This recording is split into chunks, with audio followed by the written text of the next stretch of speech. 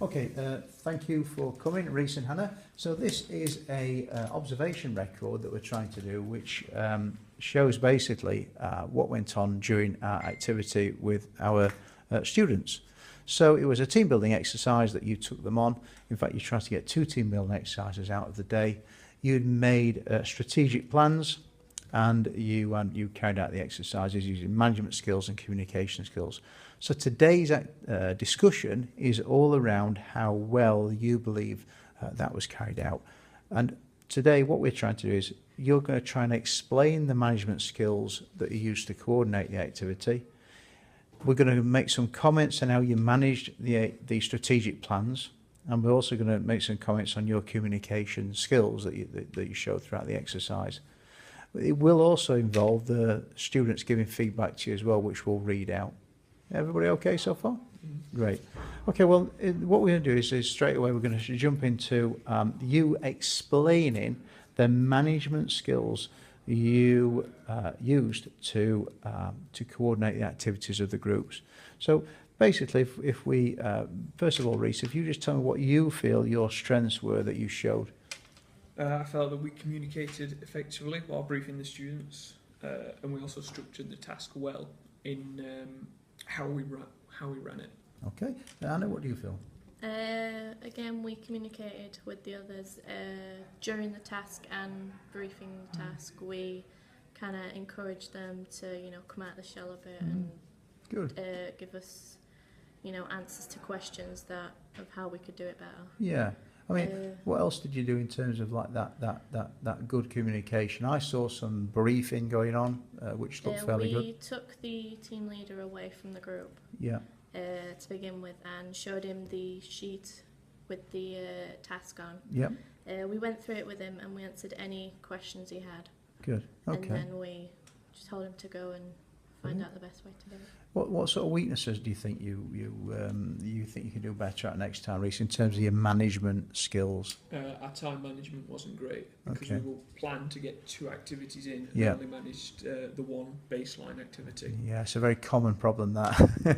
Yeah. What do you feel, Anna?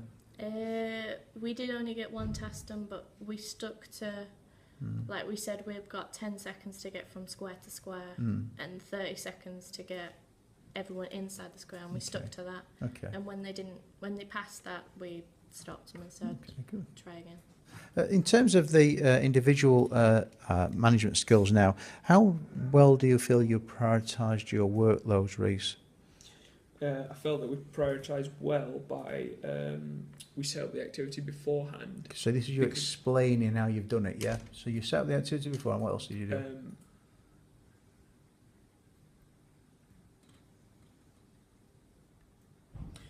We just set up beforehand so that we had more time to do the task later on. Okay. Did you, when you looked at your objectives, did you decide which ones were most important? So the P3, the P4, the P2. Did you decide which one was most important? In my kind of strategic plan, I'd set mine out as in before, during and after. Good. So I knew which objectives I had to achieve in which area. Good. So that was your way of prioritising, really, was to structure it. It's sort of like a little bit of time management as well. But yeah, that's a good point.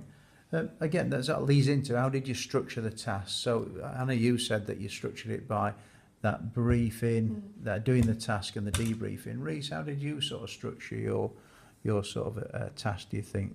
Very similarly. Similarly? Yeah. That's a word. Did it very similarly by planning out in which order we do things. So we gave the team leader a briefing, and then we told the team as a whole the health and safety points that we had to go over. The poles, don't stand on them because you will trip over them. Yeah. Things like that, and then led into the activity. Good. And excellent. So on. So in terms of setting work objectives, Hannah, how do you feel, how do you explain to me how you set work objectives to them? Obviously there was the old P2, P6, etc. How did you set those work objectives? What was that process like? You had to kind of think of everything at once for, like when you're briefing them, you had to think of, if he did this, you would have to then say, how you'd get better or how you'd get past that. or if there was conflict, you'd have to kind of separate them and deal with it. How like give them press ups or.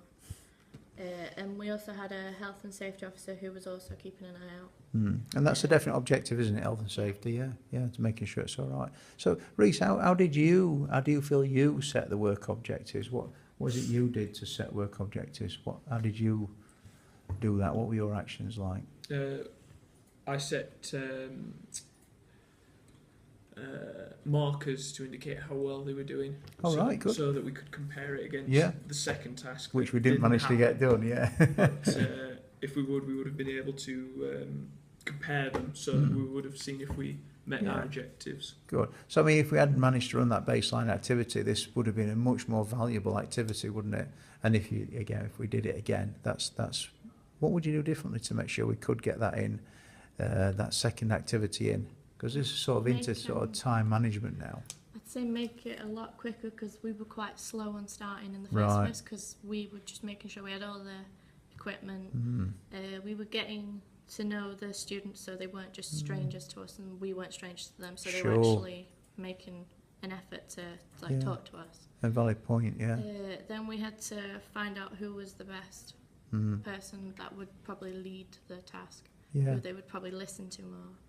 Yeah, so generally you did use a lot of time up whilst you were getting to know the team, setting up, and that ate away at your time, didn't it? Reece, how did you manage your time, do you think, your time management? I don't think we did it well. If we did it next time, we would set a hard marker of when we would move on from the first task, so that we would get to it. So the halfway point, just go, right, that's it for that one. And whether we finished or not, we'd move on. Yes. Yeah. Maybe make them smaller quicker, because we kind of made them slowly smaller to make, because they weren't used to that activity. Yeah. This was what activity was this again? It was reducing squares. Yeah. Because they were quite enthusiastic about the second task. Yeah. With the blindfolds. Right. So. Okay. I mean that sort of leads into the next sort of point, really, is how did you explain to me how you motivated people? While they were getting a brief, if they had any questions and the team leader didn't understand it, we'd kind of explain to them and show them like different ways, like how we did it when we used to do the task. Reece, give me something that you did as well to motivate. As Hannah previously said, we got to know them, so that they were doing it not for strangers but for more people they knew more. Good. Anna, can you give me another? We also, while they were doing the task, if they were kind of getting bored of it or downhearted, we'd be like, oh, come on, when you've done this, you're getting better at it, you're getting teamwork, you'll be able to work better as a team during next activities if you work together and get into the squares in the right time. That's good. In terms of allocating resources, explain to me how you did that, Reece. How did you allocate resources to this task? We allocated the team leader, because there was only two of us. Okay, The team leader was the one that made the squares smaller. Right. So that so that I could do the timing and Hannah could film them. Right. So you allocated people in to do the task that helps you. Anna, how did you allocate resources to this? Well, with the health and safety officer, we asked them who was